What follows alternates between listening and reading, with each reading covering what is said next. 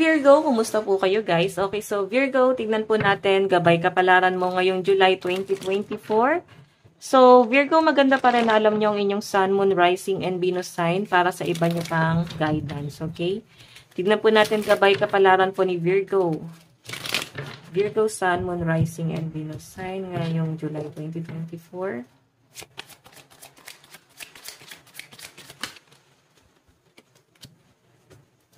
Virgo, ba't parang nadadown ka ngayon? Okay.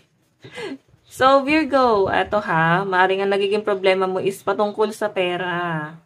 Tapos, yung pamilya mo, sa pinapakita sa akin dito, parang kina-question ka pa. Okay, na parang inuobliga ka, ganun yung nasasagap kong energy. Nadadown yung iba sa inyo kasi parang dapat tulungan ka nila. Ganon. Pero kasi guys, kaya siguro nila ginagawa yan ng family mo is para hindi ka mas spoiled. Okay? Tignan pa natin. So, Virgo, meron tayong 3 of Wands. Meron tayong 7 of Cups. Okay?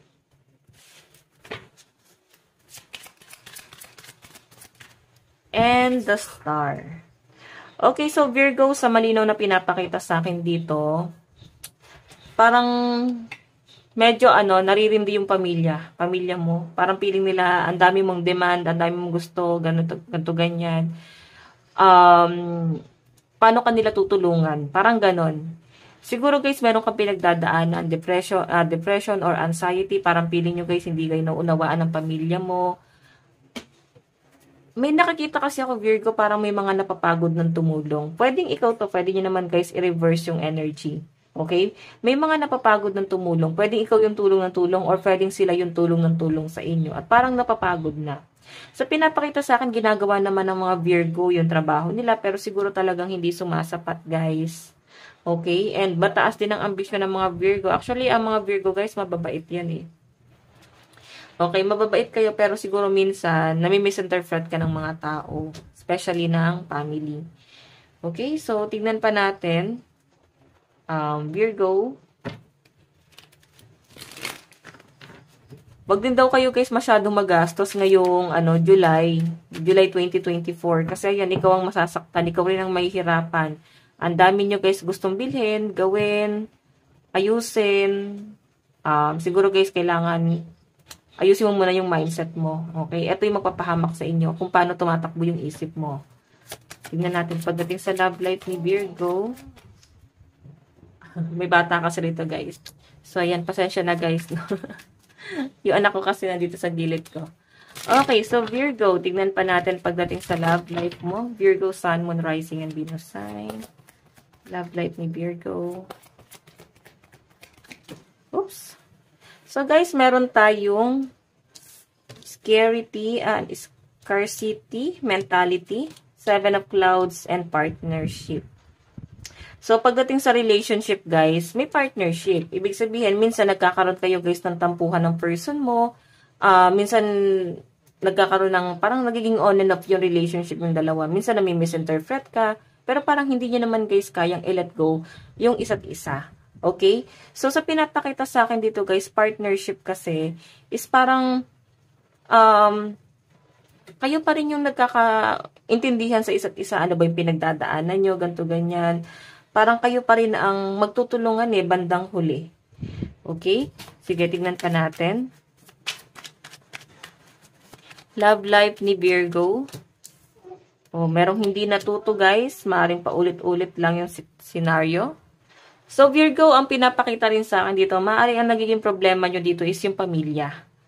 Pwedeng against yung family mo sa relationship ng person mo, or pwede yung family ng person mo sa pamilya mo. Yung pamilya mo against sa family ng person mo. Kasi parang sila guys yung kumukontrol dito sa relationship na to. Kasi dapat kasi talaga sinesettle to eh. Pinag-uusapan, inaayos, ganon. So, sa pinapakita sa akin dito, Virgo, hindi nyo guys gaano masettle kasi nga may nakikialam eh. So, pwedeng problema nyo rin guys, di ba? Pwede rin kasi na ino-open nyo pa guys sa family nyo. Dapat hindi na guys nila nalalaman. Kasi makikialam at makikialam talaga sila. Ayan o, kung makikita nyo guys, Kayong dalawa lang talaga yung makakaayos. Tignan niyo, puro kamay to. Puro nakaganon. Kayong dalawa lang ang makakaayos ito. Tapos unlearn.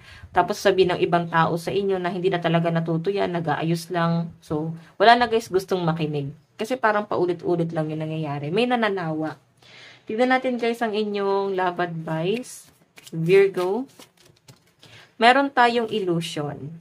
Diba? Sabihin, siguro, etong relationship na to, pwedeng nagkaroon na kasi guys ng third party. Or, nagsisinungaling na yung isa, hindi na guys nagiging faithful.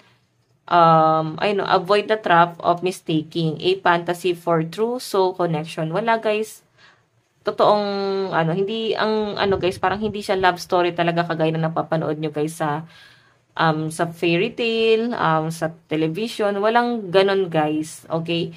Bibihira. Bibihira yung nakaka-experience ng ganon. So, ang sinasabi rito guys, i-less mo yung expectation mo sa relationship yun ng person mo. Kasi, the more na mag-expect ka ng mas matindi, hindi talaga siya guys, hindi ka mas masasatisfy. Or pwede yung person mo, masyadong mataas ang expectation. Kaya parang, hindi na satisfy.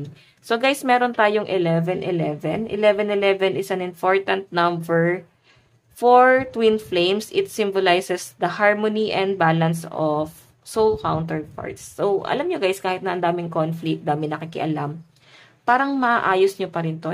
China-challenge lang talaga kayo guys. Kung gaano or hanggang saan magiging matatag tong relationship yung dalawa. Okay? Sige, tignan pa natin guys.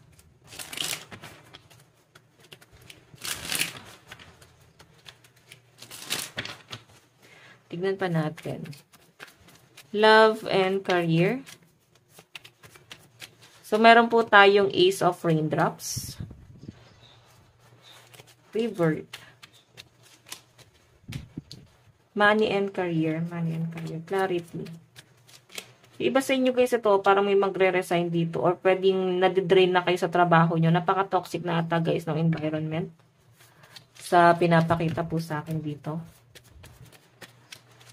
Okay, so meron tayo guys community, kaya parang may, mag-aalok or pwede iba sa inyo magja-job hunting, maghanap kayo ng ibang trabaho or pwede guys na magkakaroon ka lang ng ibang, parang expansion. Magta-try ka ng, pasensya may bata rito, no?